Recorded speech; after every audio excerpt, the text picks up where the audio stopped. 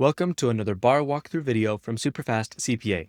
I'm Logan, and in today's video, we're going to be going over bar area 3. This is section C4. This is a remembering and understanding topic. Recall the recognition and measurement requirements for a net other post-employment benefit, or OPEB, liability for an OPEB plan for state and local governments. And we're going to be doing that the SuperfastCPA way, which is diving straight into the questions to learn the material. Now, if you don't know much about our strategies, make sure you go to SuperfastCPA.com and sign up for our free 1-hour webinar training. In that 1 hour, we will teach you for free the key ingredients to passing the CPA exam so you don't waste months or even years of your time failing exams. And then after that, you're going to want to learn more, so make sure you also check out becoming a pro member, where you get access to the pro course videos, which is basically a much more in-depth version of the webinar, multiple videos explaining it in depth. Or you could get the supplemental study materials that we have, or you could get the total bundle, which includes everything. And one thing that you can get access to is the full versions of these videos.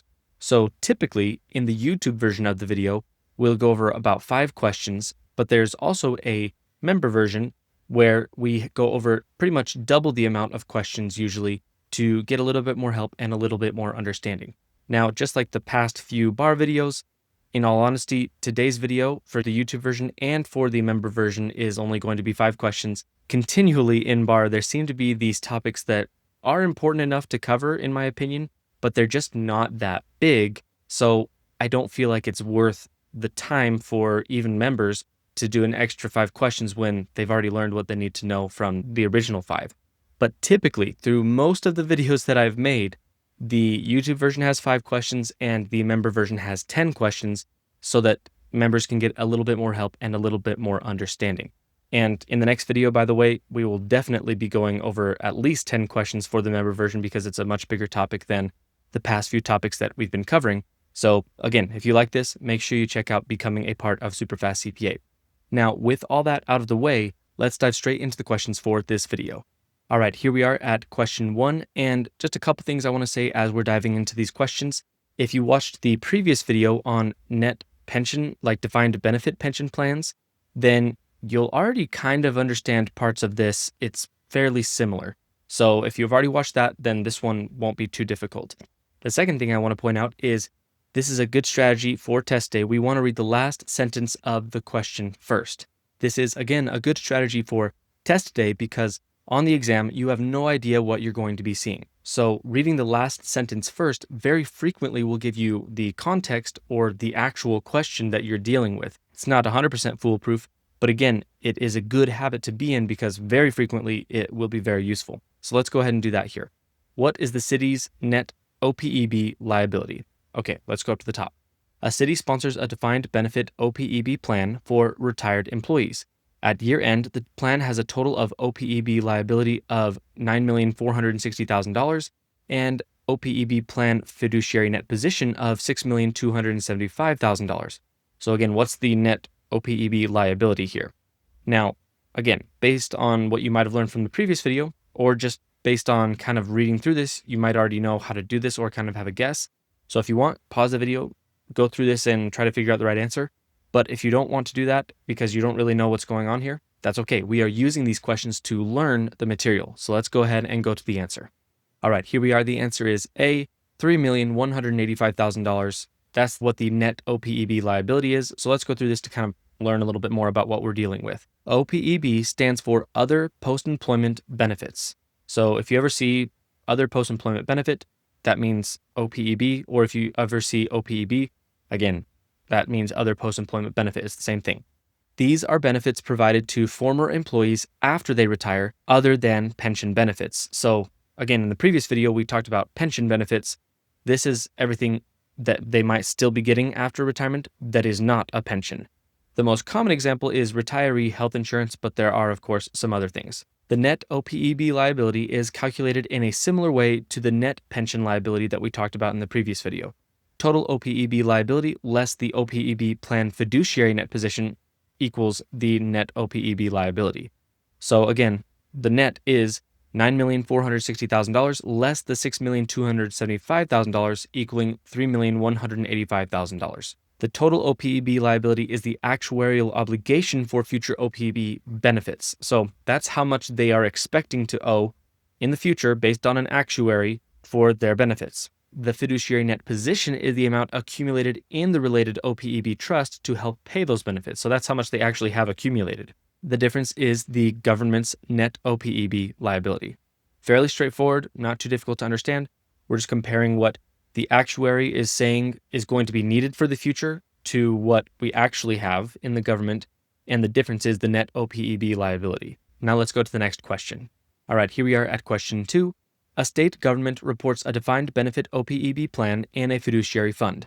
Which of the following is true regarding the plan's net OPEB liability? So we just learned what the net OPEB liability is, but how is it going to be, like, which one of the following things here is true? Is it reported as a liability on the state? Is it reported as a liability on the face of the statement of fiduciary net position? Is it reported as a deduction on the face of the statement of changes in fiduciary net position?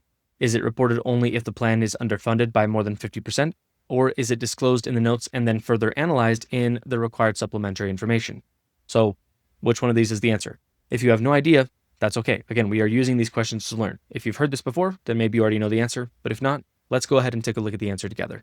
All right, here we are at the answer D. It is disclosed in the notes and further analyzed in required supplementary information. So let's go through this.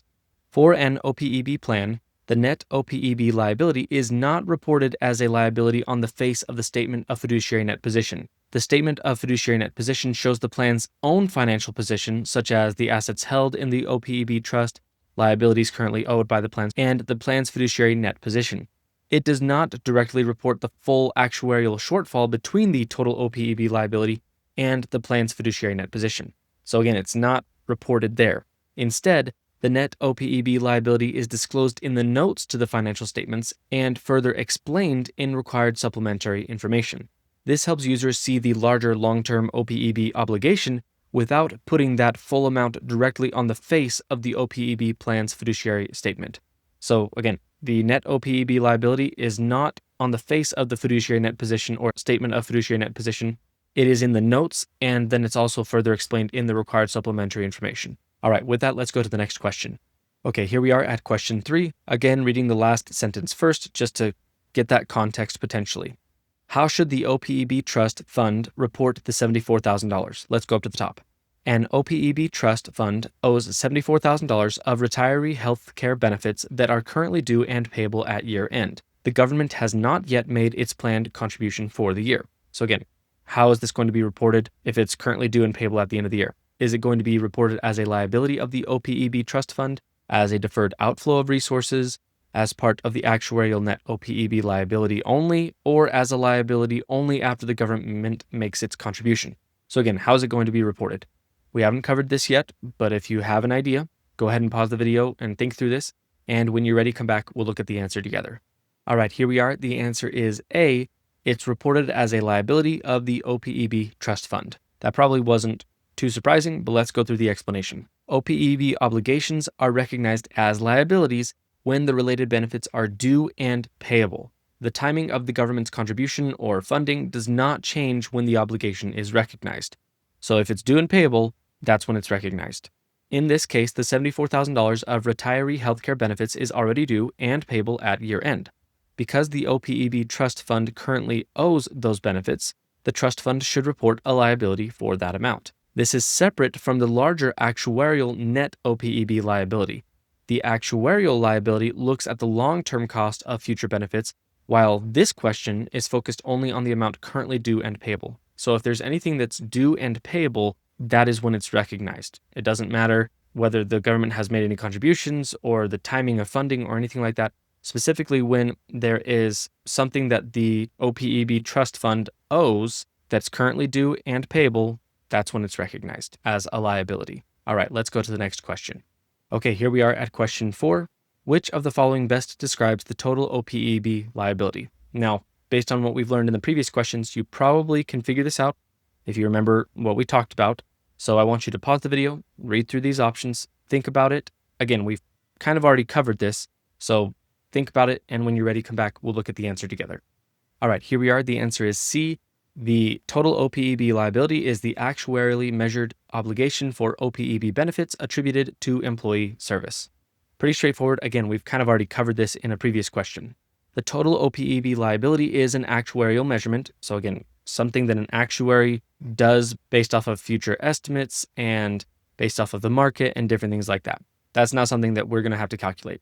It represents the present value of projected OPEB benefits attributed to employee service. It is not just the amount that's currently payable. The currently due and payable amount may be a plan liability, but the total OPEB liability is broader because it includes the actuarial obligation for future benefits, not just what's due and payable right now.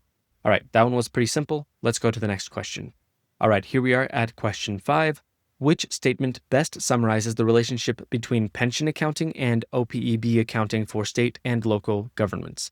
Okay, so this one is something that we haven't really covered very much, but I did kind of give a hint about this at the beginning of the video, but it's okay if you missed that. So let's read through these options and then we'll go to the answer in a second here.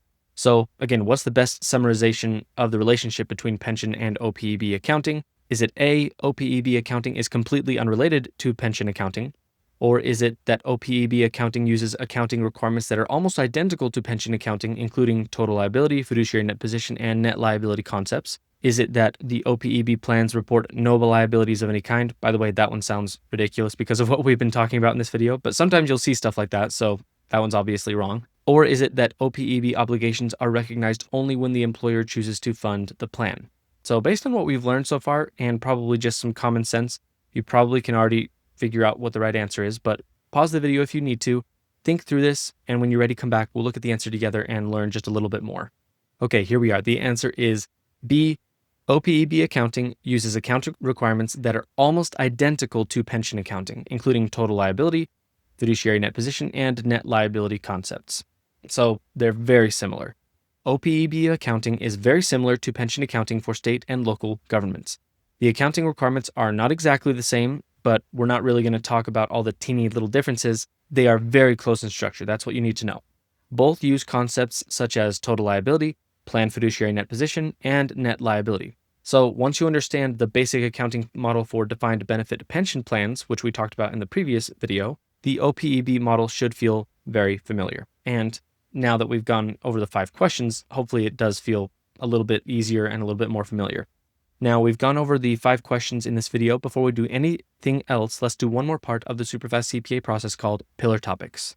Now, as a quick reminder, the idea behind Pillar Topics is as you're going through the questions to learn the material, you will notice the things that keep popping up. You've seen 2 or 3, maybe even 4 questions trying to teach you about how OPEB accounting works, or when the liabilities are recognized, or whatever the case is. These are the things that you're noticing in the multiple choice questions, so you take a moment and you write them out in your own words as the pillar topics, the key things that you obviously need to know based on the information that you are seeing in the questions. So let's go ahead and take a look at the pillar topics for this video. Okay, here we are at the pillar topics. Again, this is essentially the key points, kind of a summary of what we were supposed to learn from the questions we just went over. So let's go through this. OPEB usually refers to benefits like retiree health insurance. Of course, there's other things, but it's things besides pension benefits. They're separate from pension benefits, but the accounting structure is very similar as we just talked about. The basic formula is total OPEB liability less the OPEB planned fiduciary net position equals the net OPEB liability.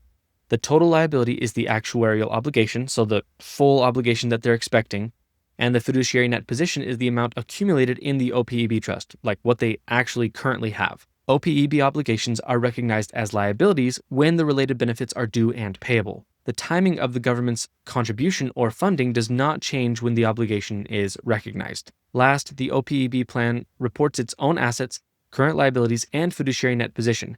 The larger net OPEB liability is disclosed in the notes and further explained in required supplementary information. So, there's the normal assets and liabilities and everything that's reported in the plan, but the net OPEB liability itself is calculated and disclosed in the notes and then talked about in the required supplementary information. So with that, we've gone over everything we need to go over in the YouTube version of this video. Thank you for watching. Now, before you go, make sure to remember to check out our SuperfastCPA training webinar on SuperfastCPA.com. That is a free 1-hour webinar where we will teach you the key ingredients to passing the CPA exam so you don't waste months or even years of your time failing exams. And then after you watch that, you're going to want to learn more. So make sure you also check out becoming a pro member or getting the supplemental materials like our mini quizzes, our audio notes, our review notes, or you can also get the total bundle, which includes everything.